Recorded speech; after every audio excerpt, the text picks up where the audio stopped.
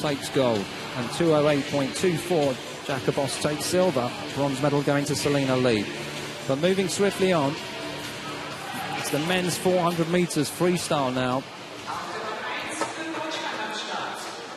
And, well, we've had a fair number of qualitative fields in this up until this point, but I have to say, this looks very much like a one-horse race. As we get introduced to all the swimmers, it's a certain German called Mr. Paul GER, who, as you probably saw in the graphic earlier on, is the world record holder and indeed also the World Cup record holder, and he's held both of those since 2009, when, well, let's say when swimming was in the midst of a sort of controversial era, shall we say, with certain performance-enhancing swimsuit technology having an influence on records being broken. There he is, Paul GER, surely the only man for the job in this one. Huge cheer. And he's currently 8th fastest in this worldwide, but #1 in the world last year. As I said, world record and World Cup record holder. There can only be one victor, surely, in this one. And next to him, we just saw Richard Nagy of Slovakia, and then Damian Joly. And he had a 3:49.32 in the heats. Robin BACKHAUS, also of Germany, swims here at Berlin. 3:49.89 was his mark. And then finally, Paul Johnson, who many of you will know from the Faroes. And the conditions that he has to train in are just incredible. There aren't any proper swimming pools, is the latest I heard, in the place where he lives, out on the Faroe Islands.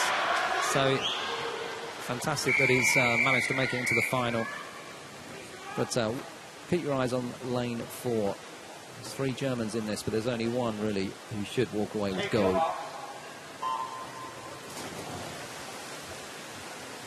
So 16 laps of the pool. 400 meters freestyle. And, well, already there is clear water after just 25 meters between BIEDERMANN and the rest. Well, BIEDERMANN held off a hard-charging Robert Hurley of Australia in Moscow a few days ago to paying the top price in this middle distance event, and Evgeny Kulikov took the bronze. But all the times were well off the best swims of the circuit that so far this year, which came from Japan's Hosuki Agino and also Hurley. And they marked 3:40.77 and 3:41.49 on that first stop of the World Cup back in Dubai. And, well, unfortunately, neither Kazuki Hagino or Robert Hurley are racing in this one today. They're the #1 and the #2 in the world. So that's, you know, partly why I suggested at the beginning of this that Paul GER, really, it's almost like a walk in the park for him amongst this field. And already at 150 meters, you can see over a second ahead of his nearest rival, which is Austrian David BRANDL at the moment. And BIEDERMANN is the 200 and 400 freestyle record holder, not just the 400. And, well, he was off his form to some extent in London, didn't make it into the 400 free final, and unable to claim a podium spot in the 200, but he was the fastest over the short course last year by some margin, 3:38.65. And well, it's a shame that maybe we didn't have Yannick Agnel in this as well. I know he appears to be sticking with his plan currently for the year to sit out the 400 free,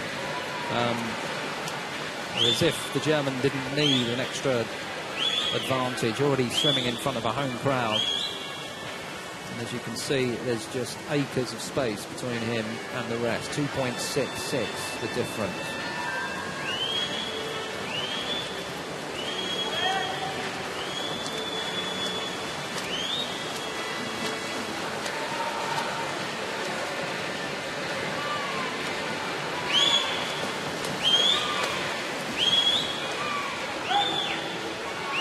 to the 300 mark. As you can see, this gap is getting bigger. It's 3 seconds now between Biedermann and BRANDL. And well, whilst we watch what is essentially a one-horse race, just reflect on the fact that freestyle actually means that you can use any stroke whatsoever to get from one end of the pool to the other. But most people opt for what was known as the Australian pool. But that didn't come into existence until the 1960s, and before then, literally any stroke was possible to propel a swimmer from one end to the other. And it soon became apparent that the crawl, or the freestyle as it is now known, is the fastest stroke to convey you from one spot to another.